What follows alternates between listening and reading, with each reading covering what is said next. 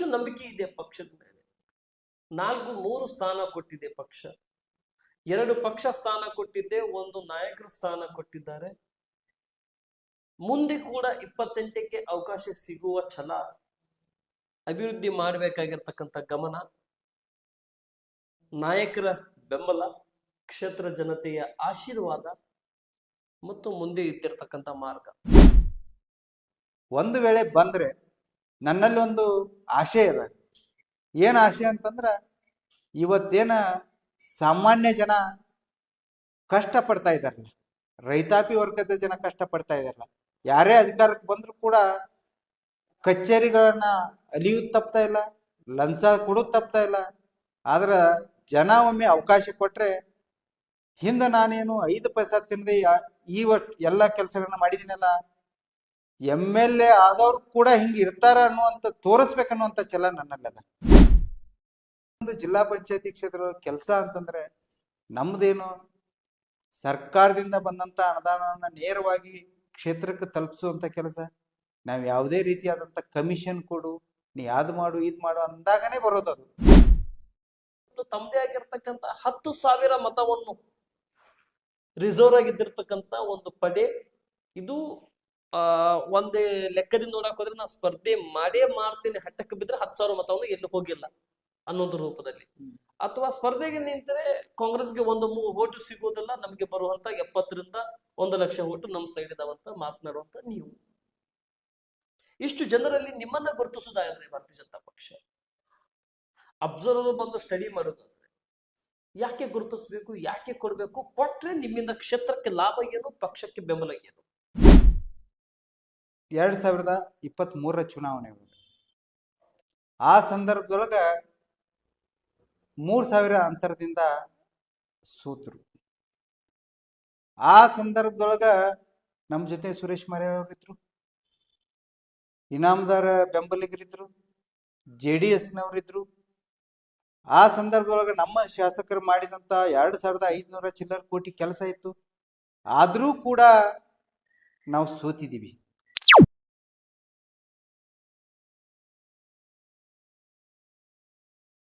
Hi hello ನಮಸ್ಕಾರ ವೀಕ್ಷಕರೇ.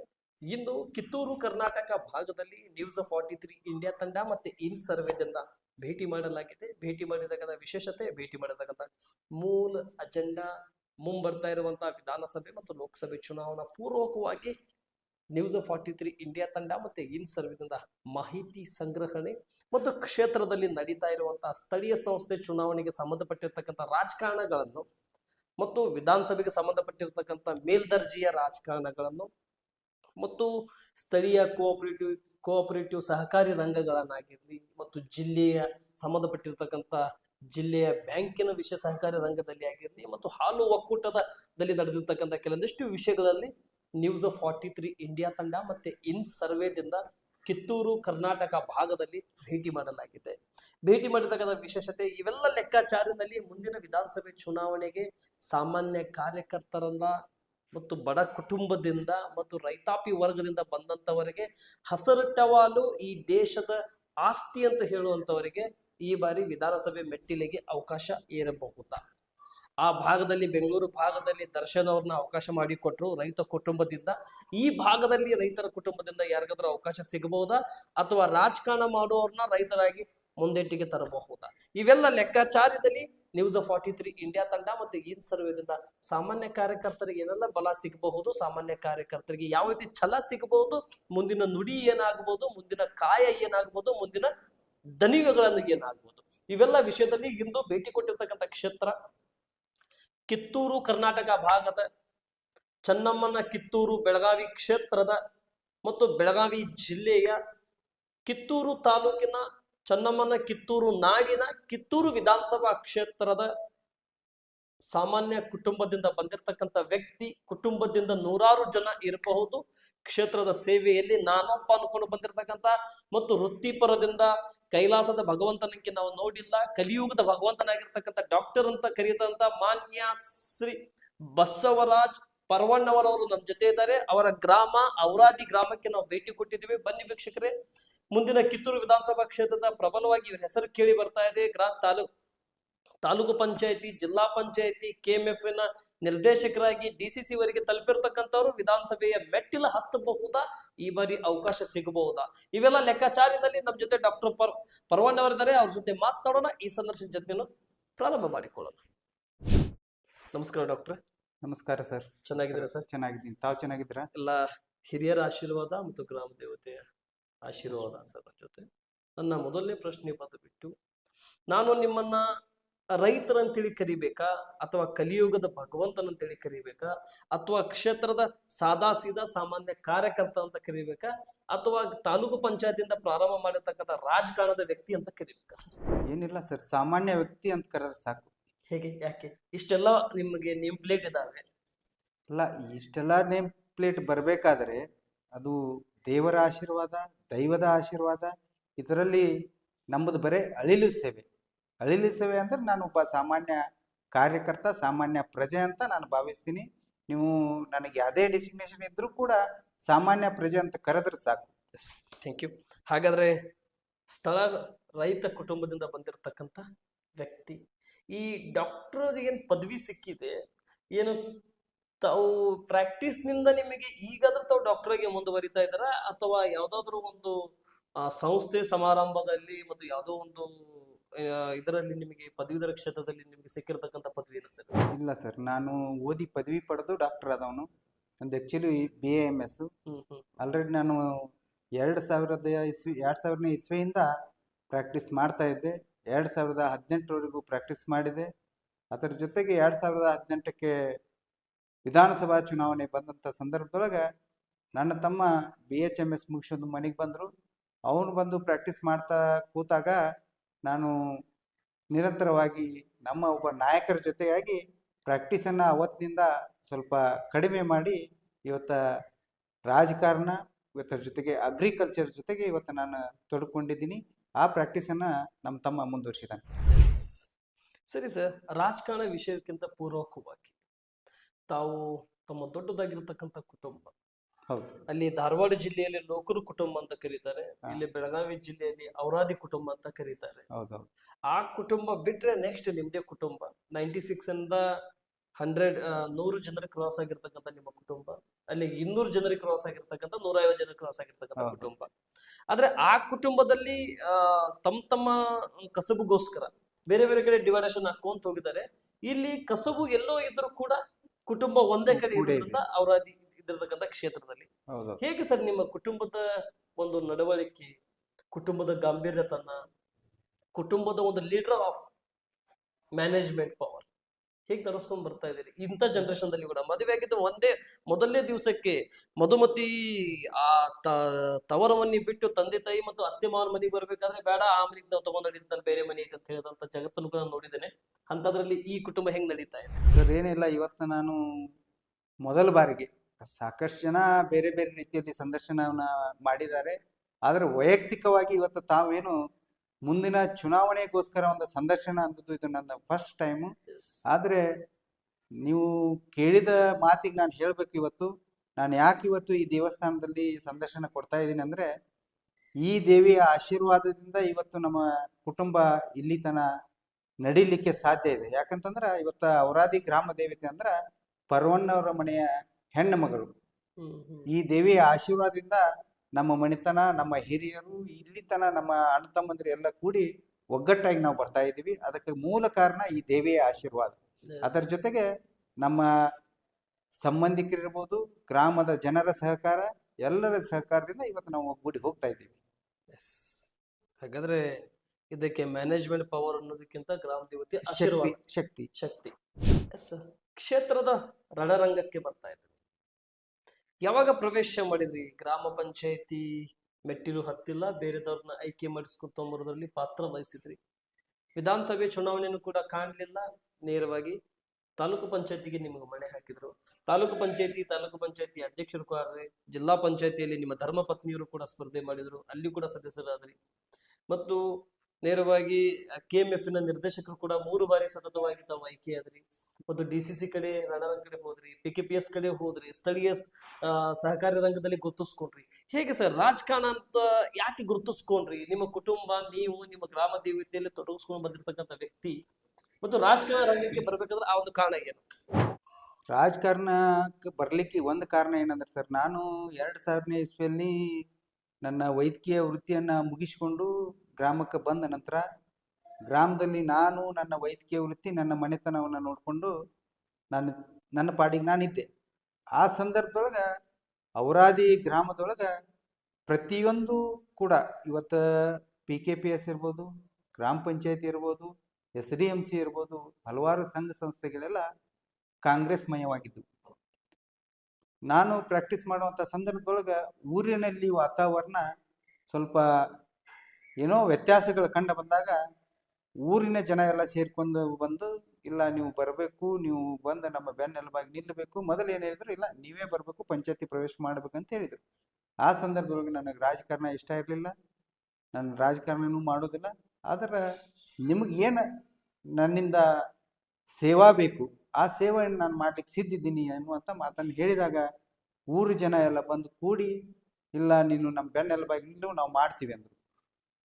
ಆಗ ನನಗೆ ರಾಜಕೀಯ ಗಂಧ ಗಾಳಿ ಗೊತ್ತಿಲ್ಲದಂಥ ಸಂದರ್ಭದೊಳಗೆ ನಾನು ಇವತ್ತು ಯಾರನ್ನೇ ನಿಲ್ಲಿಸ್ಲಿ ಆದರೂ ರಾಜಕೀಯಕ್ಕೆ ಪ್ರವೇಶ ಮಾಡ್ತಾ ಇದ್ದೀನಿ ಅನ್ನುವಂಥ ಮನೋಭಾವ ನನ್ನಲ್ಲಿ ಬಂದಾಗ ಅವತ್ತು ನಾನು ಮಾಡಿದ್ದು ಒಂದೇ, ನನ್ನ ಹತ್ರ ಏನು ಜನ ಬಂದಿದ್ರು ಆ ಜನನ್ನೆಲ್ಲ ಕರೆದುಕೊಂಡು ಬಂದು ಅವ್ರಿಗೆಲ್ಲ ನಾನು ಒಂದು ಮಾತು ಹೇಳಿದೆ, ನಾನು ನಿಮ್ಮ ಜೊತೆ ಬರಬೇಕು, ಬರ್ತೀನಿ, ನಾನು ಹೇಳಿದ್ದು ನೀವು ಕೇಳಬೇಕು.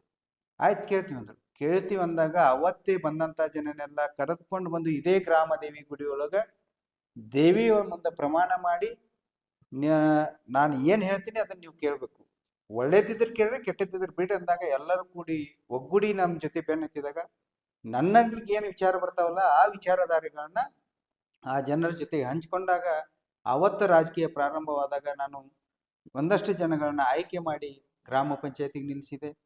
ಗ್ರಾಮ ಪಂಚಾಯತಿನೂ ಕೂಡ ಒಂದು ಸೈಡ್ ಆಯಿತು. ತದನಂತರ PKPS ಚುನಾವಣೆ ಬಂತು.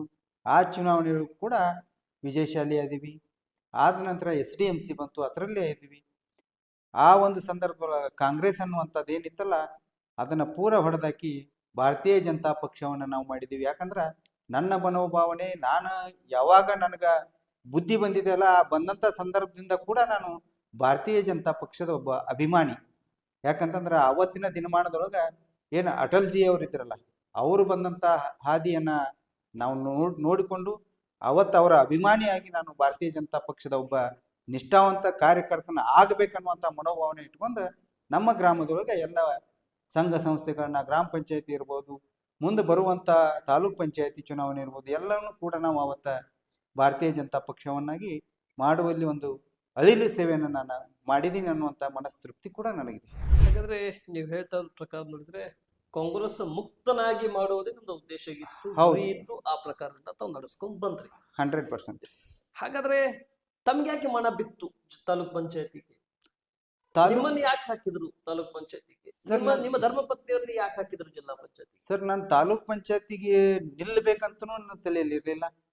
ನಾನು ಅವತ್ತು ಊರಿನಲ್ಲಿ ಮಾಡಿದಂಥ ಸಂಘಟನೆಯನ್ನು ತಿಳ್ಕೊಂಡು 2004ರಲ್ಲಿ ಸನ್ಮಾನ್ಯ ಸುರೇಶಣ್ಣ ಮಾರೇಳ್ರು, ಮಾಜಿ ಶಾಸಕರು, ಅವತ್ತವರು MLA ಚುನಾವಣೆಗೆ ಅವರು ಕೂಡ ಯಾವ ರೀತಿ MLA ಬಂದವರು ಅಂದ್ರೆ ಅಚಾನಕ್ಕಾಗಿ ಒಮ್ಮೆ ZP ಆಗಿದ್ರು ಅವರು. ಆ ಸಂದರ್ಭದೊಳಗೆ ಭಾರತೀಯ ಜನತಾ ಪಕ್ಷ ಕಿತ್ತೂರು ಕ್ಷೇತ್ರದಿಂದ ಒಬ್ಬ ಒಳ್ಳೆಯ ವ್ಯಕ್ತಿ ಬೇಕಾಗಿದ್ರು. ಆ ಸಂದರ್ಭದೊಳಗೆ ಎಲ್ಲ ಜನ ಮಾತಾಡಿಕೊಂಡು ಸುರೇಶಣ್ಣ ಮಾರೆ ಅವರ ಮನವೊಲಿಸಿ ಅವ್ರನ್ನ MLA ಅಭ್ಯರ್ಥಿಯನ್ನಾಗಿ ಮಾಡಿದ್ರು. ಅವರು ಬಂದು ನಮ್ಮ ಈ ಒಡನಾಟವನ್ನು ನೋಡಿಕೊಂಡು, ಇಲ್ಲ ನೀನು ನನ್ನ ಜೊತೆ ಬರಲೇಬೇಕಂತಂದಾಗ ನಾನು ಅವ್ರ ಜೊತೆ ಕೂಡಿ ಪ್ರಚಾರ ಮಾಡ್ತಾ ಆ ಒಂದು ಸಂದರ್ಭದಲ್ಲಿ ಒಳ್ಳೆಯ ರೀತಿಯ ಸಂಘಟನೆಯನ್ನು ಮಾಡ್ತಾ ಅವತ್ತು ಅವ್ರನ್ನ ವಿಜಯಶಾಲಿಯನ್ನು ಮಾಡಿದ್ದೀವಿ. ನಮ್ಮ ನಡವಳಿಕೆಯನ್ನು ನೋಡಿಕೊಂಡು, ಇಲ್ಲ ಡಾಕ್ಟರ್ ನೀನು ಜಿಲ್ಲಾ ಪಂಚಾಯತಿಗೆ ಈ ಸಾರಿ ಸ್ಪರ್ಧೆ ಮಾಡ್ಬೇಕಂದ್ರು. ಆಗ ಇಲ್ಲ ನನಗಾಗಲ್ಲ ಅಂದೆ, ಆದರೂ ಕೂಡ ಮಾಡ್ಬೇಕಂದ್ರು. ಅದೇನೇನೋ ಕಾರಣದಿಂದ ಕೆಟಗರಿ ಚೇಂಜ್ ಆಯ್ತದಿಂದ ತಾಲೂಕ್ ಪಂಚಾಯತಿಗೆ, ನಮ್ಮ ಔರಾದಿ ತಾಲೂಕ್ ಪಂಚಾಯತಿಗೆ ಜನರಲ್ ಬಂದ ನಂತರ ಇಲ್ಲ ನೀನು ನಿಲ್ಲೇಬೇಕಂತ ಒತ್ತಾಯ ಮಾಡಿದಾಗ ನಾನು ನಿಂತೆ. ಆ ನಿಲ್ಲಬೇಕಾದ್ರೂ ಹಿಂದೊಂದು ಘಟನೆ ಆಗಿತ್ತು. ಔರಾದಿ ಒಳಗೆ ಒಬ್ಬರು ತಾಲೂಕ್ ಪಂಚಾಯತಿ ಮೆಂಬರ್ ಆಗಿ ಅಧ್ಯಕ್ಷರಿದ್ರು. ಔರಾದಿ ಗ್ರಾಮದ ಹಿರಿಯರೆಲ್ಲ ಮಾತಾಡಿ ಅವ್ರನ್ನ ಅಧ್ಯಕ್ಷರು ಮಾಡಿದ್ರು. ಈ ಸಾರಿ ನೀವು ಅಧ್ಯಕ್ಷ ಆಗಬೇಕು, ಮುಂದಿನ ಸಾರಿ ನಾವು ಹೇಳಿದವ್ರು ಬಿಟ್ಟು ಕೊಡ್ಬೇಕಂತಿದ್ರು. ಅವರು ಹ್ಞೂ ಅಂತ ಮಾತು ಕೊಟ್ಟು ರಾಜಕಾರಣ ಅಂದ್ಮ್ಯಾಗೆ ಮುಂದಿನ ಚುನಾವಣೆ ಬಂದ ಸಂದರ್ಭದೊಳಗೆ ಅವರು ಇಲ್ಲ ಮತ್ತೊಮ್ಮೆ ನಾನೇ ನಿಲ್ಲೋರು ಅಂದಾಗ, ಮಾತಿಗೆ ತಪ್ಪುವುದೇ ರಾಜಕಾರಣ. ನಿಲ್ಲೋರು ಅಂದಾಗ ನಮ್ಮ ಊರಿನ ಗ್ರಾಮದ ಜನ ಎಲ್ಲ ಸೇರಿಬಿಟ್ಟು ಇಲ್ಲ ನೀವು ಈ ರೀತಿ ಅವ್ರು ಮಾತು ಕೊಟ್ಟಿದ್ರು, ಈಗ ಈ ರೀತಿ ಹೊಳ್ತಾ ಇದ್ದಾರೆ, ಹೆಂಗ್ ಮಾಡೋದಂತ ಮಾರಿಯಾಳ ಸಾವುಕಾರಿಗೆ ಹೋಗಿ ಭೇಟಿ ಆದಾಗ, ಇಲ್ಲ ನಾನು ಡಾಕ್ಟರ್ ನಿಲ್ಲಿಸ್ತೀನಿ ಅಂತ ಅವ್ರು ಮಾತು ಕೊಟ್ಟರು. ಅವ್ರ ಮಾತಿಗೆ ಒಪ್ಪಿ ಅವತ್ತು ನಾನು ತಾಲೂಕ್ ಪಂಚಾಯತಿಗೆ ನಿಲ್ಲಲಿಕ್ಕೆ ಒಪ್ಪಿದೆ. ಆಮ್ಯಾಗ ಜನರ ಆಶೀರ್ವಾದ, ದೇವರ ಆಶೀರ್ವಾದ, ಎಲ್ಲ ಕಾರ್ಯಕರ್ತರ ಆಶೀರ್ವಾದದಿಂದ ಅವತ್ತು ವಿಜಯಶಾಲಿನೂ ಆದೆ. ಅದೇ ವರ್ಷ ನಾನು ತಾಲೂಕ್ ಪಂಚಾಯತಿ ಅಧ್ಯಕ್ಷನೂ ಆದೆ. ಅಧ್ಯಕ್ಷರಾದ್ರಿ ಮೊದಲ ಮೆಟ್ಟಿಲು. ಹೌದು. ಬಹಳಷ್ಟು ಜನರನ್ನ ಚುನಾವಣೆಯಲ್ಲಿ ಗೆಲ್ಲಿಸ್ಕೊಂಡ್ ಬರ್ತಿದ್ರಿ, ಆದ್ರೆ ಇಲ್ಲಿ ನಿಮ್ ಸ್ವತಃ. ಚುನಾವಣೆ ಸ್ವತಃ ನೀವೇ ಮಾಡ್ಬೇಕಾಯ್ತು. ಅಧ್ಯಕ್ಷರಾದಂತ 2.5 ವರ್ಷ ಅಧ್ಯಕ್ಷರು, ಇಲ್ಲ 10 ತಿಂಗಳ ಅಧ್ಯಕ್ಷ. 10 ತಿಂಗಳ ಅಧ್ಯಕ್ಷ, 10 ತಿಂಗಳು. ಅಂದ್ರೆ ಬೇರೆದವ್ರು ಬಿಟ್ಕೊಡುವಂತ ಅವಕಾಶ ಹಾ, ಕೊಟ್ಟು. ಅವಕಾಶ. 10 ತಿಂಗಳಲ್ಲಿ ಡಾಕ್ಟರ್ ಪರವಣ್ಣವರವರು ಯಾವ ರೀತಿ ಮ್ಯಾಜಿಕ್ ಮಾಡಿದ್ರು. ಔರಾದಿ ಮತ್ತು ಬೆಳಗಾವಿ ಭಾಗದಲ್ಲಿ ಹೆಸರುವಾಸಿಯಾಗಿರ್ತಕ್ಕಂಥ ಕುಟುಂಬದ ಕುಡಿ ಮೊದಲನೇ ಬಾರಿಗೆ ರಾಜಕಾರಣದ ಮೆಟ್ಟಿಲು. ಆ ಸೆಟಸ್ಕೋಪ್ ಹಾಕೊಂಡು ಪೇಷಂಟ್ ಅನ್ನ ಚೆಕ್ ಮಾಡುವಂತ ಸಂದರ್ಭದಲ್ಲಿ ಕೈಯಲ್ಲಿ ಟೇಪ್ ಹಿಡ್ಕೊಂಡು ರಸ್ತೆ ಅಳಿಯುವಂತ ಸಂದರ್ಭ ಬಂತು. ಪೆನ್ ತಗೊಂಡು ಬುಕ್ ಪೇಜ್ ತಗೊಂಡು ಡಾಕ್ಟರ್ ಆಗಿ ಪೇಷಂಟ್ಗಳಿಗೆ ಗುಳಿಗೆ ಬರೆದು ಕೊಡುವಂತ ಸಂದರ್ಭದಲ್ಲಿ ಪೆನ್ ಪೇಪರ್ ತಗೊಂಡು ಸಮಸ್ಯೆಯನ್ನು ಪರಿಹಾರ ಹರಿಸೋದ್ರಲ್ಲಿ ಅಧ್ಯಕ್ಷರಾದ್ರಿ ಹೌದು. ಕಿತ್ತೂರಿನಲ್ಲಿ. ಹೇಗೆಲ್ಲ ಮ್ಯಾನೇಜ್ ಮಾಡಿದ್ರಿ? 10 ತಿಂಗಳ ಅವಧಿಯಲ್ಲಿ ಯಾವ್ಯಾವ ರೀತಿ ಅಭಿವೃದ್ಧಿಗೆ ಪಾತ್ರ ವಹಿಸಿದ್ರಿ? ಸರ್, ನಾನು ಅಧ್ಯಕ್ಷ ಆದರೂ ಕೂಡ ಪೆನ್ ಹಿಡಿಯೋದು ಮರಿಲಿಲ್ಲ, ಗುಳಿಗೆ ಬರೆಯೋದು ಮರಿಲಿಲ್ಲ. ಎದ್ದ ತಕ್ಷಣ ಕೆಲಸ ಮಾಡಿನೇ 10ರಿಂದ 11 ಗಂಟೆಗೆ ನಾನು ರಾಜಕಾರಣಕ್ಕೆ ಎಂಟ್ರಿ ಆಗ್ತಿದ್ದೆ. ಮೊದಲು ನನ್ನ ಉದ್ಯೋಗ 10 ತಿಂಗಳ ಅವಧಿಯೊಳಗೆ, ಅದು ಸಣ್ಣ ಅವಧಿಯೊಳಗೆ 27ನೇ ವಯಸ್ಸಿನಲ್ಲಿ ನಾನು ಅಧ್ಯಕ್ಷನಾಗಿದ್ದೆ. ಆಗೊಂದು ಕೆಚ್ಚದೆ, ನಮಗೆ ಬಿಸಿ ಬೇರೆ ರಕ್ತ. ಏನಿಲ್ಲ, ಬಿಸಿ ರಕ್ತ. Yes. ತಾಲೂಕ್ ಪಂಚಾಯತಿ ಅಧ್ಯಕ್ಷ ಸಣ್ಣ ವಯಸ್ಸಿನಲ್ಲಿ ನಾನು ಆಗಿದ್ದೀನಿ. ಏನಾದರೂ ಒಂದು ಇಲ್ಲಿ ಹೊಸದನ್ನು ಸಾಧಿಸ್ಬೇಕನ್ನುವಂಥ ಛಲದಲ್ಲಿ ತಾಲೂಕು ಪಂಚಾಯತಿ ಅಂದ್ರೆ ಏನನ್ನೋದನ್ನ ತೋರಿಸಿಕೊಟ್ಟಂತ ಹೆಮ್ಮೆ ನನಗದ. ಆ ಸಂದರ್ಭದೊಳಗ ನಾನು ಮಾಡಿದ್ದು ಮೊದಲು ಹೆಚ್ಚಿನ ಆದ್ಯತೆ ಕೊಟ್ಟಿದ್ದು ಶಿಕ್ಷಣ, ಅದರ ಜೊತೆಗೆ ಆರೋಗ್ಯ, ತದನಂತರ ಅಭಿವೃದ್ಧಿ. ಆ ಸಂದರ್ಭದೊಳಗೆ ನಾನು ಮಾಡಿದ್ದು ಫಸ್ಟು ಎಲ್ಲ ಶಿಕ್ಷಕರಿಗೂ ಕೂಡ ನಾನು ಬೇಜಾರಾದೆ. ಫಸ್ಟ್ ನಾನು ಮಾಡಿದ್ದು ಪ್ರತಿ ಸ್ಕೂಲ್ನಲ್ಲಿ ಪ್ರೇಯರಿಗೆ ಯಾವ ಶಿಕ್ಷಕ ಇರೋದಿಲ್ಲ, ಅವ್ರದ್ದು 1 ವಾರ ಆಬ್ಸೆಂಟ್. ಒಂದು ದಿನ ಇಲ್ಲ ಅಂದ್ರೆ 1 ವಾರ ಆಬ್ಸೆಂಟ್ ಹಾಕ್ಲೇಬೇಕು, ಅವ್ರು ಅಮಾನತ್ ಮಾಡಲೇಬೇಕು. ಈ ರೀತಿ ಎಲ್ಲ ಶಾಲೆಗಳನ್ನ ಮೊದಲು ಸುಧಾರಣೆ ಮಾಡೋದಕ್ಕೆ ಒತ್ತು ಕೊಟ್ಟೆ. ಅದರ ಜೊತೆಗೆ ಎಲ್ಲ ಸರ್ಕಾರಿ ಆಸ್ಪತ್ರೆಗಳು, ನಾನು ಹೋದಂಥ ಸಂದರ್ಭದೊಳಗೆ ಸರ್ಕಾರಿ ಆಸ್ಪತ್ರೆ ಒಳಗೆ ಸಾಕಷ್ಟು ಮೆಡಿಸಿನ್ ಎಲ್ಲ ಎಕ್ಸ್ಪೈರ್ ಮೆಡಿಸಿನ್ ಇರ್ತಾ ಇತ್ತು. ಅಲ್ಲಿ ಒಂದಷ್ಟು ನನಗೇನು ದೇವ್ರ ಶಕ್ತಿ ಕೊಟ್ಟಿದ್ದ, ನನಗೇನು ಬುದ್ಧಿ ಇತ್ತು ಅದನ್ನು ಬದಲಾವಣೆ ಮಾಡುವಂಥ ಕೆಲಸ ಮಾಡಿದೆ. ಶಿಕ್ಷಣದಲ್ಲಿ ಮಾಡಿದೆ. ನಾವು 32 ಜನ ಸದಸ್ಯರಿದ್ದೀವಿ, BJP JDS ಕಾಂಗ್ರೆಸ್ ಕೂಡಿ. ಬಟ್ ನಾನು ಅಧ್ಯಕ್ಷ ಆದ 1 ತಿಂಗಳಲ್ಲಿ ಅಲ್ಲಿ ಪಕ್ಷ ಅನ್ನೋದೇ ಹೋಗ್ಬಿಡ್ತು. 32 ಜನ ಒಂದೇ. ನಾನು ಹೋಗೋದಕ್ಕಿಂತ ಮೊದಲೇ ಅವರೆಲ್ಲ ಬರ್ತಾ ಇದ್ರು. ಭೇದ ಭಾವ ಇಲ್ಲ. ಯಾವುದೇ ಒಂದು ಅನುದಾನ ಬಂದರೂ ಕೂಡ ಕ್ರಿಯಾ ಯೋಜನೆಯನ್ನು ಮಾಡಬೇಕಾದ್ರೆ ಅವ್ರಿಗೆ ಹೇಳ್ಬಿಡ್ತಿದ್ದೆ ನಾನು, ನೀವೆಲ್ಲ ಕೂಡಿ ಕ್ರಿಯಾ ಯೋಜನೆ ಮಾಡಿ, ನಿಮಗೆ ಸಾಕಾದ್ಮ್ಯಾಗ ನನ್ಗೆ ಎಷ್ಟು ಇಡ್ತೀರ ಅಷ್ಟು ಫಂಡ್ ಇಡಿ. ಈ ರೀತಿ ಮಾಡಿದ್ಮ್ಯಾಗ 32 ಜನನ ವಿಶ್ವಾಸಕ್ಕೆ ತಗೊಂಡು ನಾನು ಕೆಲಸ ಮಾಡಿದೆ. ನಮ್ಗೆ ಒಂದು ಹೊಂದಾಣಿಕೆ ಆಗಿತ್ತು. 10 ತಿಂಗಳು BJP, 10 ತಿಂಗಳು JDS ಅಂತೀವಿ. ಆದರೆ ಸಂದರ್ಭ ಹೆಂಗೆ ಬಂತಂದ್ರೆ 10 ತಿಂಗಳು ಮುಗಿಯಕ್ಕಿಂತ ಮೊದಲೇ ನಮ್ಮ 32 ಜನರೊಳಗೆ ಮ್ಯಾಕ್ಸಿಮಮ್ ಎಲ್ಲ ಸದಸ್ಯರು ಕೂಡಿ ಅವ್ರನ್ನ ಬದಲು ಮಾಡಬೇಡ್ರಿ, ಅವ್ರನ್ನೇ ಇಡ್ರಿ ಅಂತ ಹೋಗಿ ನಮ್ಮ ಇದ್ದಂಥ ಸುರೇಶನ ಮಾರಿಯಾರ್ ಇರ್ಬೋದು, ಜಗದೀಶನ ಮೆಟಗುಡ್ ಅವರು ಇಬ್ರು MLA ಅವ್ರಿಗೆ ಹೋಗಿ ಹೇಳಿದಂಥ ಉದಾಹರಣೆ ಇದೆ. ಆ ಕಡೆ ಬೈಲೊಂಗಲ್ ವಿಭಾಗ, ಈ ಕಡೆ ಕಿತ್ತೂರು ವಿಭಾಗ. ಅಂದ್ರೆ ತಾಲೂಕ್ ಪಂಚಾಯತ್ ಬೈಲೊಂಗಲ್ ಇತ್ತು. Yes. ಎರಡು ಅಖಂಡ ಇದ್ದಾಗ ಇಬ್ರು MLA ಹೋಗಿ ಹೇಳಿದ್ರು. ಆದ್ರೆ ಮಾತು ಕೊಟ್ಟಿದೀವಿ ಅಂದ್ಮ್ಯಾಗ ಅವರು ಸುರೇಶ್ ಮಾರಿ ಅವ್ರು ಇರ್ಬೋದು, ಮೆಟ್ಗುಡ್ ಅವ್ರು ಹೆಂಗಂದ್ರ ಮಾತಿಗೆ ತಪ್ಪಂತ ವ್ಯಕ್ತಿಗಳು. ಇಲ್ಲ ಒಮ್ಮೆ ಮಾತು ಕೊಟ್ಟಿದ್ದೀವಿ ಬೇಡ ಅಂದಾಗ ನಾನು ಇನ್ನೂ ಡೇಟ್ ಮುಗಿಕ್ಕಿಂತ ಮೊದಲು ಹೋಗಿ ರಾಜೀನಾಮೆ ಕೊಟ್ಟೆ. ಇದು ತಾಲೂಕ್ ಪಂಚಾಯತ್. ಹೌದು. ಸರಿ, ಹಾಗಾದ್ರೆ ಜಿಲ್ಲಾ ಪಂಚಾಯತಿಯಲ್ಲಿ ನಿಮ್ಮ ಧರ್ಮಪತ್ನಿಯವ್ರನ್ನ ಕರೆತಿರುವಂತ ಕಾರಣ ಏನು? ನೀವು ಸ್ಪರ್ಧೆ ಮಾಡ್ಬೇಕಾಗಿರ್ತಕ್ಕಂಥ ಗುರಿ ಇತ್ತು, ಆ ಗುರಿ ಭಗ್ನ ಆಯ್ತಾ ಅಥವಾ ಕೆಟಗರಿ ಚೇಂಜ್ ಆಗಿದ ತಕ್ಷಣ ಧರ್ಮಪತ್ನಿಯವ್ರನ್ನ ನಿಲ್ಲಿಸ್ಬೇಕಂತೇಳಿ ಪ್ಲಾನ್ ಮಾಡ್ಕೊಂಡ್ರು? ಇಲ್ಲ ಸರ್, ಯಾವಾಗೂ ಜಿಲ್ಲಾ ಪಂಚಾಯತಿಗೆ ನಾನೇ ಸ್ಪರ್ಧೆ ಮಾಡ್ಬೇಕಂತ ನನಗೆ ಆಸೆ ಬಂದಿತ್ತು. ಬಟ್ ಆ ಸಂದರ್ಭದೊಳಗ ಕೆಟಗರಿ ಚೇಂಜ್ ಆಯ್ತು, ಮಹಿಳಾ ಕೆಟಗರಿ ಬಂದಿದ್ದರಿಂದ ನಾನು ಚುನಾವಣೆಗೆ ಸ್ಪರ್ಧಿಸಕ್ಕೆ ಮನಸ್ಸೇ ಇರಲಿಲ್ಲ. ಆ ಸಂದರ್ಭದೊಳಗ ಬೇರೆ ಪಕ್ಷದಿಂದ ಏನು ಅಭ್ಯರ್ಥಿಗಳು ಆದ್ರಲ್ಲ, ಆದ ನಂತರ ನಮ್ಮ ಹಿರಿಯರೆಲ್ಲ ಕೂಡ್ಕೊಂಡು ಈ ಎಲ್ಲ ಸ್ಪರ್ಧಿಗಳಿಗೆ ಹೊಂದಾಣಿಕೆ ಆಗ್ಬೇಕಾಗಿರೋದು ಮತ್ತು ಭಾರತೀಯ ಜನತಾ ಪಕ್ಷ ಆರಿಸ್ಬೇಕಂತಂದ್ರೆ ಯಾರನ್ನ ಹಾಕ್ಬೇಕಂತೇಳಿ ನಮ್ಮ MP ಅವರು, ಅವತ್ತಿನ MP ಅವರು ನಮ್ಮ ಅನಂತ್ ಕುಮಾರ್ ಹೆಗಡೇಜಿ ಅವರು, ಅನಂತ್ ಕುಮಾರ್ ಹೆಗಡೇಜಿ ಅವರು, ಸುರೇಶಣ್ಣ ಮಾರೆ ಅವರು, ಅದ್ರ ಜೊತೆಗೆ ನಮ್ಮ ಭಾರತೀಯ ಪಕ್ಷದ ಎಲ್ಲ ಹಿರಿಯರು ಕೂಡ್ಕೊಂಡು ಇಲ್ಲ ಡಾಕ್ಟರ್ ಮನೆಯವ್ರನ್ನ ಹಾಕಿದ್ರೆ ಒಳ್ಳೇದಾಗತ್ತೆ. ಯಾಕಂದ್ರೆ ಅವರ ಸಂಬಂಧಗಳು ಭಾಳ ಅದಾವು, ಪಕ್ಷದ ಜೊತೆ ಒಡನಾಟ ಇದೆ, ಸ್ನೇಹರು ಭಾಳ ಜನ ಇದ್ದಾರೆ ಅಂದಾಗ ಎಲ್ಲರೂ ಕೂಡ್ಕೊಂಡು ಮನವೊಲಿಸಿಲ್ಲ, ನೀನು ಮಾಡಲೇಬೇಕಂತ ಒತ್ತಾಯ ಮಾಡಿದಾಗ ನಾನು ಮನೆಯವ್ರನ್ನ ನಿಲ್ಲಿಸಿದೆ. ಆ ಪ್ರಕಾರ ಅವತ್ತಿನ ಒಂದು ಸಂದರ್ಭ ಬಹಳ ಜಿದ್ದಾಜಿದ್ದಿನ ತುರುಸಿನ ಜಿಲ್ಲಾ ಪಂಚಾಯತಿ ಚುನಾವಣೆ ಅಂತ ಸಂದರ್ಭದಲ್ಲಿ ಜನ ಕೂಡ ಹೊಸ ಕ್ಷೇತ್ರ ಬುಡ್ರಕಟ್ಟಿ ಜಿಲ್ಲಾ ಪಂಚಾಯತಿ ಅಂತ ಹೊಸ ಕ್ಷೇತ್ರ ಆಗಿತ್ತು. ನಮ್ಮ ಹೊಸ ಹಳ್ಳಿಗಳು ಬಂದರೂ ಕೂಡ ನಮ್ಮ ಸಂಬಂಧಗಳು, ಪಕ್ಷದ ಅಭಿಮಾನ, ಜನರ ಒಂದು ಆಶೀರ್ವಾದದ ಮೇರೆಗೆ 3,000 ಚಿಲ್ಲರ ಮತಗಳಿಂದ ಕೂಡ ಅವತ್ತು ಕೂಡ ನಾವು ಜಯಶಾಲಿ ಆದ್ವಿ. ಸರಿ, ತಾಲೂಕು ಪಂಚಾಯತಿ ಆಗಿರ್ತಕ್ಕಂಥ ಅಭಿವೃದ್ಧಿಯ ಮ್ಯಾಜಿಕ್ ಅನ್ನು ಕೂಡ ಜಿಲ್ಲಾ ಪಂಚಾಯತಿ ದೊಡ್ಡ ಕ್ಷೇತ್ರ, ತಾಲೂಕಿನಿಂದ ಜಿಲ್ಲೆಗೆ ಹೋಗಿ ಬಿದ್ದ್ರಿ. ಪ್ರತಿಯೊಂದು ಸಚಿವರು, ಜಿಲ್ಲಾ ಉಸ್ತುವಾರಿಯವರು ಗಮನ ತಮ್ಮಲ್ಲಿರುತ್ತೆ. ಆದಷ್ಟು ತಾವು ಪ್ರಯತ್ನ ಪಡಬಹುದು. ಹೇಗೆಲ್ಲ ಜಿಲ್ಲಾ ಪಂಚಾಯತಿಯಲ್ಲಿ ಕೆಲಸ ಮಾಡಿದ್ರಿ? ಯಾಕಂದ್ರೆ ಮಹಿಳೆಗೆ ಗೃಹಿಣಿ ಆ ಒಂದು 4 ಗೋಡೆಯ ಚೌಕಟ್ಟನ್ನು ಬಿಟ್ರೆ ಹೊರಗಿನ ಜಗತ್ತು ಗೊತ್ತಿಲ್ಲ. ಅಂತ ಸಂದರ್ಭದಲ್ಲಿ ನೀವು ಲಟ್ಟಣಿಗೆ ಬಿಟ್ಟು ಪೆನ್ ಹಿಡಿಯಂತ ಕೆಲಸ ಮಾಡಿಸಿದ್ರಿ.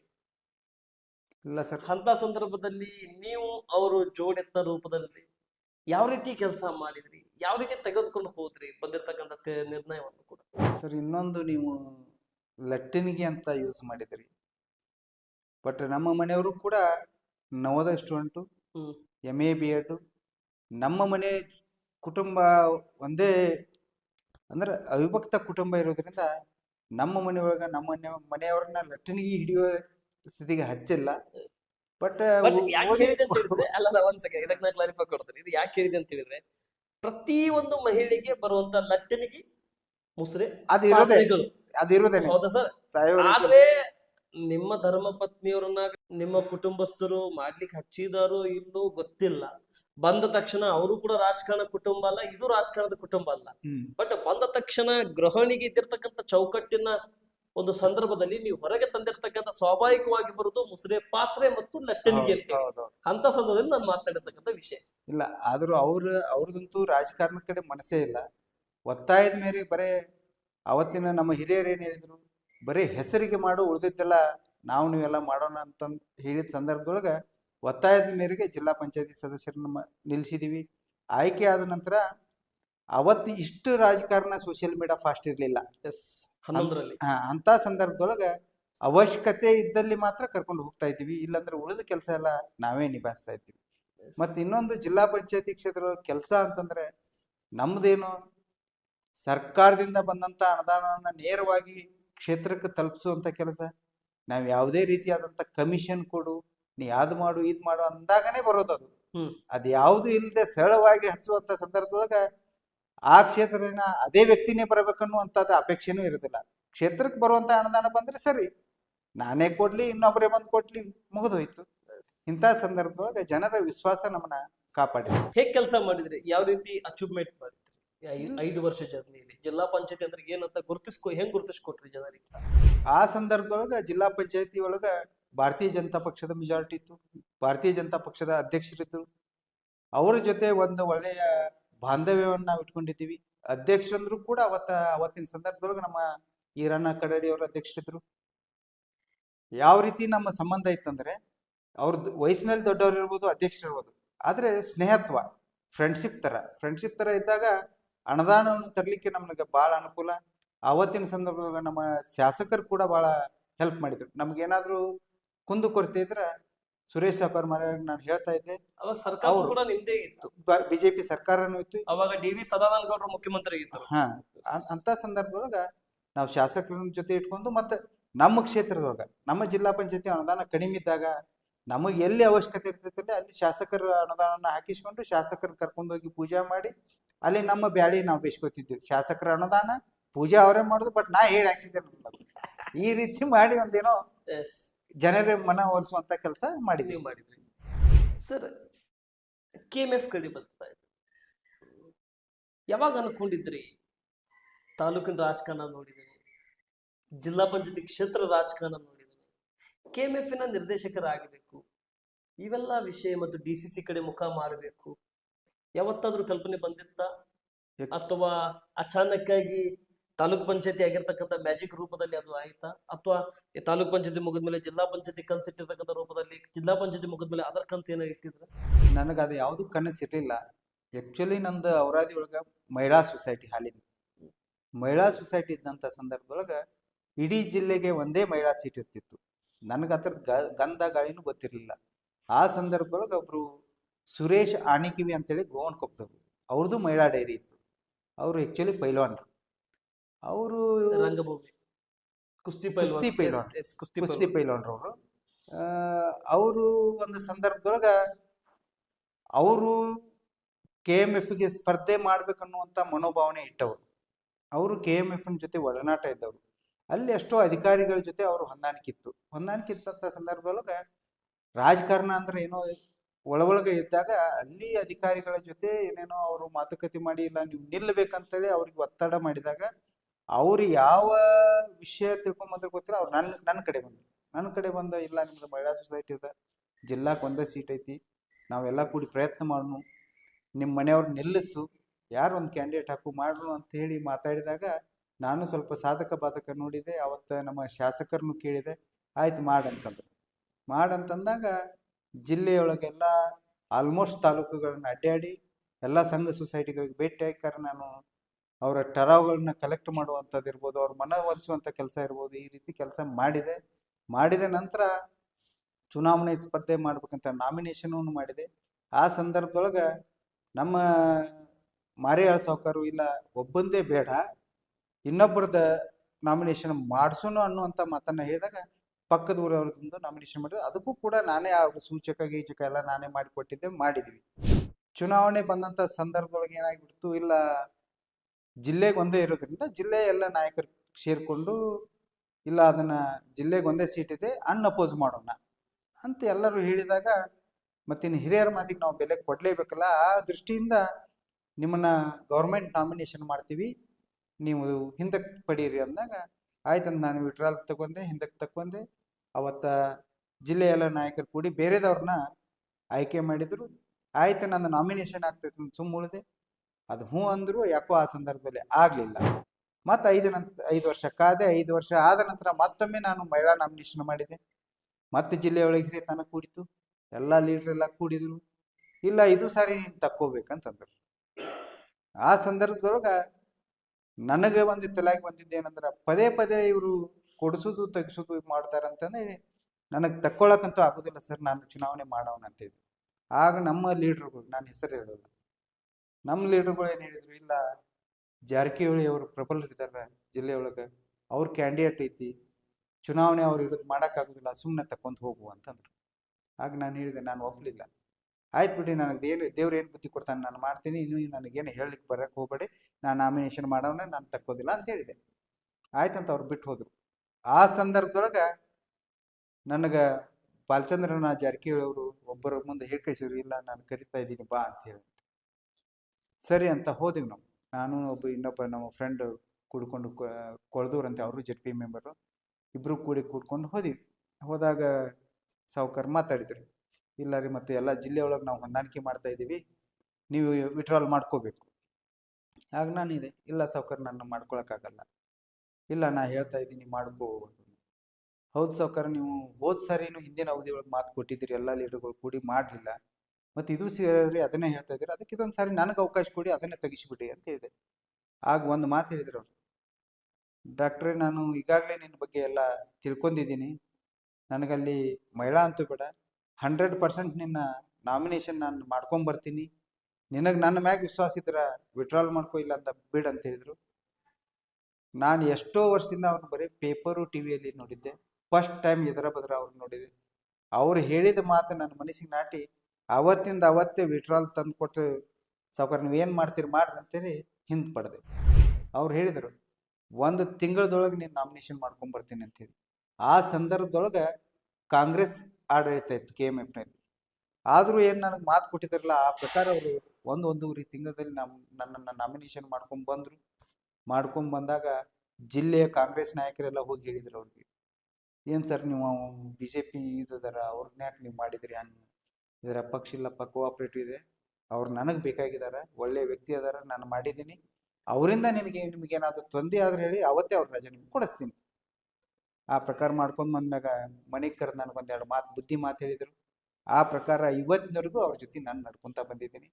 ಆವತ್ತಿನಿಂದ ಮೊದಲು ನನ್ನ ರಾಜಕೀಯ ಎಂಟ್ರಿ ಮಾಡಲಿಕ್ಕೆ ಸುರೇಶಣ್ಣ ಮಾರೆ ಅವ್ರ ಮಾರ್ಗದರ್ಶನ, ಅವ್ರ ಗುರುಗಳು KMFನಿಂದ ಇವತ್ತು ನನ್ನ ರಾಜಕೀಯ ಗುರುಗಳು, ರಾಜಕೀಯ ಮಾರ್ಗದರ್ಶಿ ಇವತ್ತು ನಾನು ಬಾಲಚಂದ್ರಣ್ಣ ಜಾರಕಿಹೊಳಿ ಇದ್ದಾರೆ.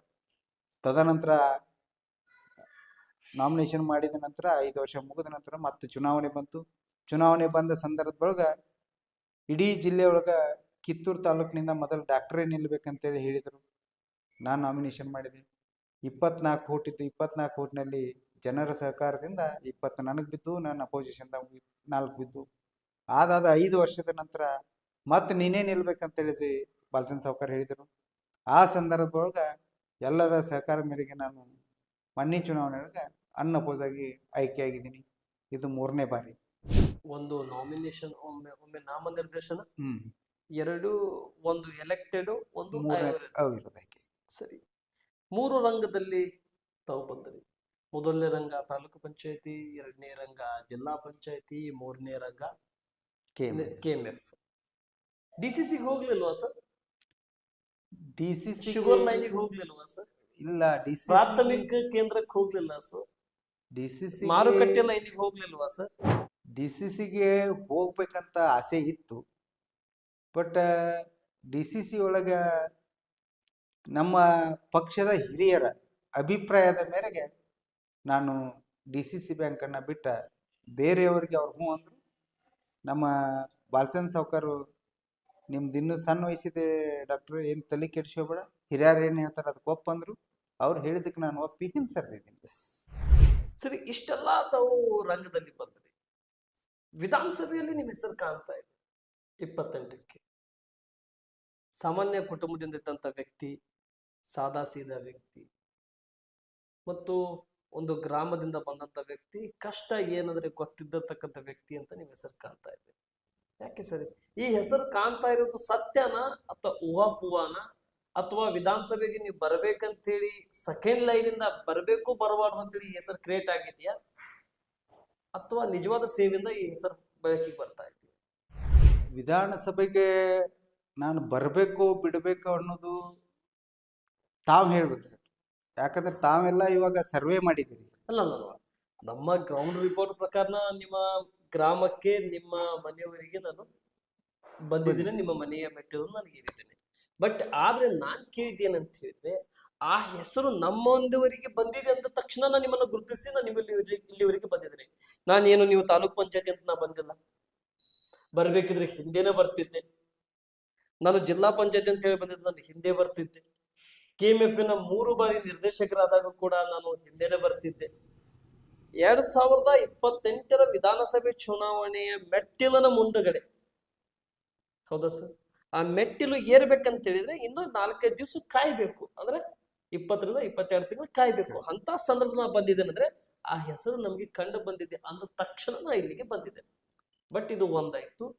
ಆಗಲೇ ಕೇಳಿದಾಗೆ ನಿಮ್ಮ ಹೆಸರು ಇದು ತನ್ನಿಂದ ತಾನೆಯಿಂದ ಸೃಷ್ಟಿಯಾಗಿದೆಯಾ ನಾನ್ ನಿಮಗೆ ಕೇಳ್ತಾ ಇರೋದು, ಅಥವಾ ನಿಮ್ಮ ತಾಲೂಕು ಪಂಚಾಯತಿ, ಜಿಲ್ಲಾ ಪಂಚಾಯತಿ, KMF ನಿರ್ದೇಶಕರಾಗಿದ್ದಿರ್ತಕ್ಕಂಥ ನಿಮ್ಮ ಆ ಒಂದು ಸರ್ವಿಸ್, 3 ರಂಗದ ಸರ್ವಿಸ್ ಅನ್ನು ನೋಡಿ ನಿಮಗೆ ಈ ಹೆಸರು ಸೃಷ್ಟಿಯಾಗಿದೆಯಾ, ಅಥವಾ ನಿಮ್ಮಲ್ಲೇ ಯಾರಾದ್ರೂ ಕ್ರಿಯೇಟ್ ಮಾಡಿದ್ರ, ಇನ್ಕ್ಲೂಡಿಂಗ್ ನೀವು ತಗೊಂಡ್ರು, ನಿಮ್ಮನ್ನು ತಗೊಂಡ್ರೆ ಬೇಕಂತೇಳಿ ಕ್ರಿಯೇಟ್ ಮಾಡಿಸಿದ್ರ, ನಾಯಕರವರೆಗೆ ನನ್ನ ಹೆಸರು ಹೋಗ್ಲಿ ಅಂತೇಳಿ, ಅಥವಾ ಅವಕಾಶ ಸಿಗಲೇಬೇಕು, ಸ್ಪರ್ಧೆ ಮಾಡ್ತೀನಿ ಅಂತೇಳಿ ಹಠವಾದಿಯಾಗಿ ಗ್ರಾಮ ದೇವತೆಯ ಆಶೀರ್ವಾದದಿಂದ ಮುಂದೆ ಹೋಗ್ಲಿಕ್ಕೆ ಸಿದ್ಧರಾಗಿರ? ಸರ್ ಏನಿಲ್ಲ, ಇದಕ್ಕೆ ನನ್ನ ಮನಸ್ಸಿನ ಆಳದ ಮಾತುಗಳು ಹೇಳ್ಬೇಕಂತಂದ್ರೆ, ಜನ ಏನಾದ್ರೂ ಪರವಣ್ಣ ಡಾಕ್ಟ್ರು ಕೂಡ ವಿಧಾನಸಭೆಗೆ ಬಂದ್ರೆ ಒಳ್ಳೇದು ಅಂತ ಮನಸ್ಸು ಮಾಡಿದ್ರೆ, ನನ್ನ ವೈಯಕ್ತಿಕ ಹೇಳ್ಬೇಕಂತಂದ್ರೆ ಇಲ್ಲಿವರೆಗೆ 2005ರಾಗಿಂದ ಇಲ್ಲಿವರೆಗೆ ನಾನು ರಾಜಕಾರಣ ಮಾಡಿದ್ದು ಯಾವುದೇ ಹಂಗಿನಲ್ಲಿಲ್ಲ. 5 ಪೈಸಾ ಯಾವಂದು ತಿಂದೇ ಇಲ್ಲ. ಒಳ್ಳೆಯ ಮನಸ್ಸಿನಿಂದ ನನ್ನ ಕೈಯಾರೆ ಎಷ್ಟಾಗುತ್ತೆ ಅಷ್ಟು ಸೇವೆ ಮಾಡಿದ್ದೀನಿ. ಆ ಸೇವೆಯನ್ನ ಗುರುತಿಸಿ ಇವತ್ತ ಜನ ಅನ್ಬೋದು ಒಂದು. ಅದರ ಜೊತೆಗೆ ನಾನು ನಡ್ಕೊಂಡಂತ ಜನಗಳ ರೀತಿ ನೀತಿ, ಅದರ ಜೊತೆಗೆ ನನ್ನ ಜೊತೆ ಇರುವಂತ ಒಳ್ಳೆಯ ಸ್ನೇಹಿತರು, ಅದರ ಜೊತೆಗೆ ಪಕ್ಷದ ಹಿರಿಯರ ಆಶೀರ್ವಾದ, ಇವೆಲ್ಲ ಕೌಂಟ್ ಆಗ್ತವೆ. ಅದರ ಜೊತೆಗೆ ನಮ್ಮ ಮನೆತನದ ಸೇವೆ, ಅದರ ಜೊತೆಗೆ ಇವತ್ತೇನ ನಮ್ಮ ಸಂಬಂಧ, ನಂದು ಅವಿಭಕ್ತ ಕುಟುಂಬ ಅನ್ನೋದರಿಂದ ಇಡೀ ಕ್ಷೇತ್ರದ ಪ್ರತಿ ಹಳ್ಳಿಗೂ ನಮ್ಮ ಸಂಬಂಧ ಇದೆ. ಎಲ್ಲಿ ಹೋದ್ರೂ ಕೂಡ ಕುಂದಿರ್ಲಿಕ್ಕೆ 4 ಮನಿ ಇದಾವೆ. ಆ ಎಲ್ಲ ಒಂದು ಸಂದರ್ಭದ ಅನುಸಾರವಾಗಿ ಜನರ ಮನಸ್ಸಿನಲ್ಲಿ ಅಧಿಕಾರ ಕೊಟ್ಟಂತ ಸಂದರ್ಭದೊಳಗ ಕೈಲಿಂದ ಎಷ್ಟಾಗತ್ತೋ ಅಷ್ಟು ಒಳ್ಳೆಯ ಕೆಲಸ ಮಾಡಿದ್ದಾರೆ, ಯಾರಿಗೂ ಕೆಟ್ಟದ್ದನ್ನ ಮಾಡಿಲ್ಲ. ಇದನ್ನೆಲ್ಲ ಗುರ್ತಿಸ್ಕೊಂಡು ಇವತ್ತ ಮುಂದಿನ ಚುನಾವಣೆಗೆ ಇನ್ನೂ ಸಣ್ಣ ವಯಸ್ಸ ಇದೆ, ಬಂದ್ರೆ ಒಳ್ಳೇದು ಮಾಡಬಹುದು ಅನ್ನೋ ದೃಷ್ಟಿಯಿಂದ ಇವತ್ತು ಜನ ಹೇಳಿರ್ಬೋದು. ಆದ್ರೆ ಜನರ ಆಶೀರ್ವಾದ, ಹಿರಿಯರ ಆಶೀರ್ವಾದ ಇದ್ರೆ ಆ ಸೇವೆ ಮಾಡ್ಲಿಕ್ಕೆ ನಾನು ಸಿದ್ಧನಿದ್ದೀನಿ.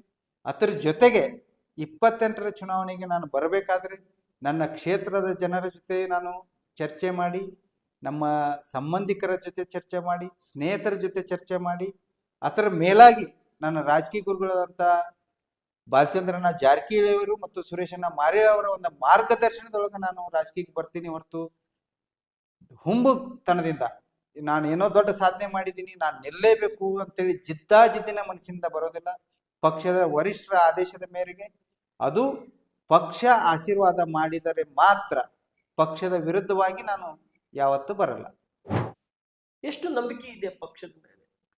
3 ಸ್ಥಾನ ಕೊಟ್ಟಿದೆ ಪಕ್ಷ, 2 ಪಕ್ಷ ಸ್ಥಾನ ಕೊಟ್ಟಿದ್ದೆ, 1 ನಾಯಕರ ಸ್ಥಾನ ಕೊಟ್ಟಿದ್ದಾರೆ.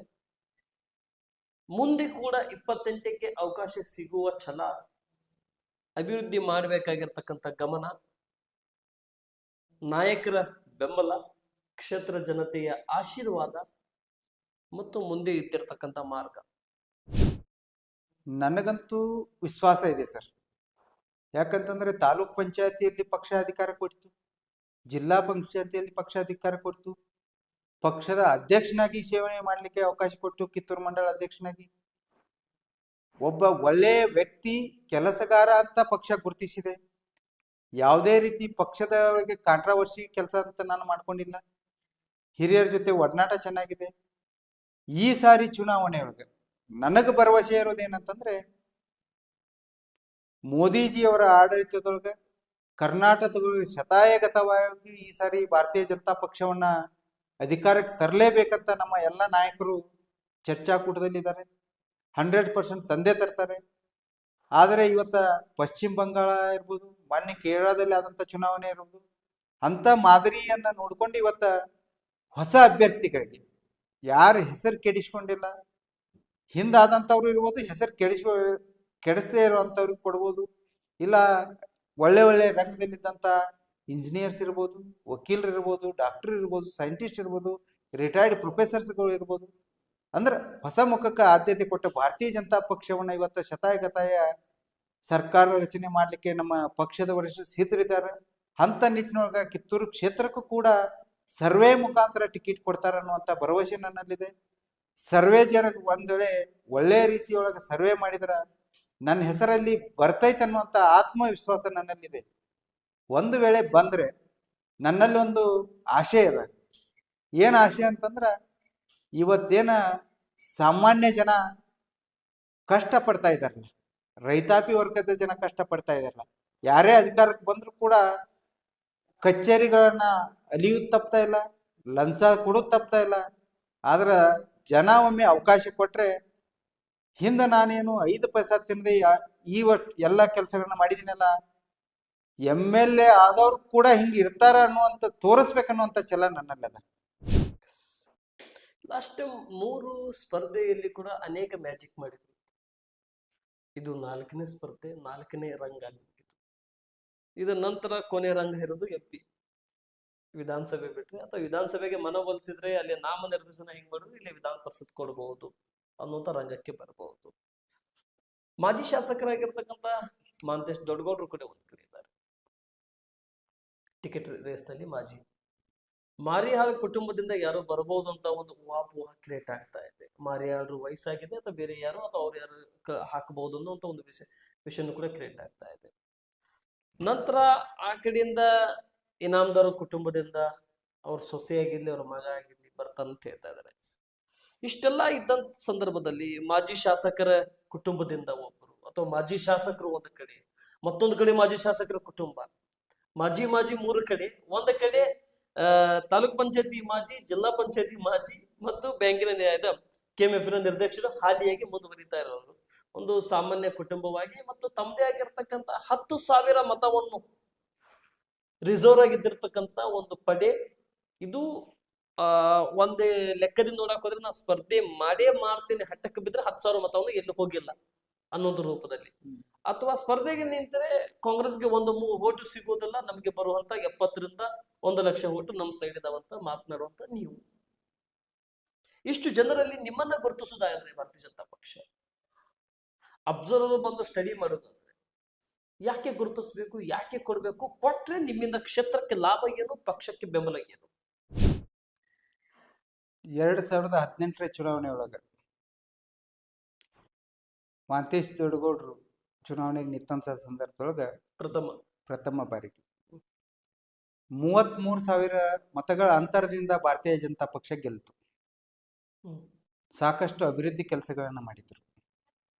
ತದನಂತರ 2023ರ ಚುನಾವಣೆ ಒಳಗ ಆ ಸಂದರ್ಭದೊಳಗ 3,000 ಅಂತರದಿಂದ ಸೋತರು. ಆ ಸಂದರ್ಭದೊಳಗ ನಮ್ಮ ಜೊತೆ ಸುರೇಶ್ ಮರ್ಯಾವ್ರಿದ್ರು, ಇನಾಮದಾರ ಬೆಂಬಲಿಗರಿದ್ರು, JDS-ನವರಿದ್ರು. ಆ ಸಂದರ್ಭದೊಳಗೆ ನಮ್ಮ ಶಾಸಕರು ಮಾಡಿದಂತ 2,500 ಚಿಲ್ಲರ್ ಕೋಟಿ ಕೆಲಸ ಇತ್ತು. ಆದರೂ ಕೂಡ ನಾವು ಸೋತಿದ್ದೀವಿ. ಆದರೆ ಇದರಲ್ಲಿಯೂ ಒಂದೊಂದು ಮ್ಯಾಜಿಕ್ ಮಾಡಲಿಕ್ಕೆ ದೇವರು ನನಗೊಂದು ಚಾಣಾಕ್ಷ ಬುದ್ಧಿ ಕೊಟ್ಟಿದ್ದಾನೆ.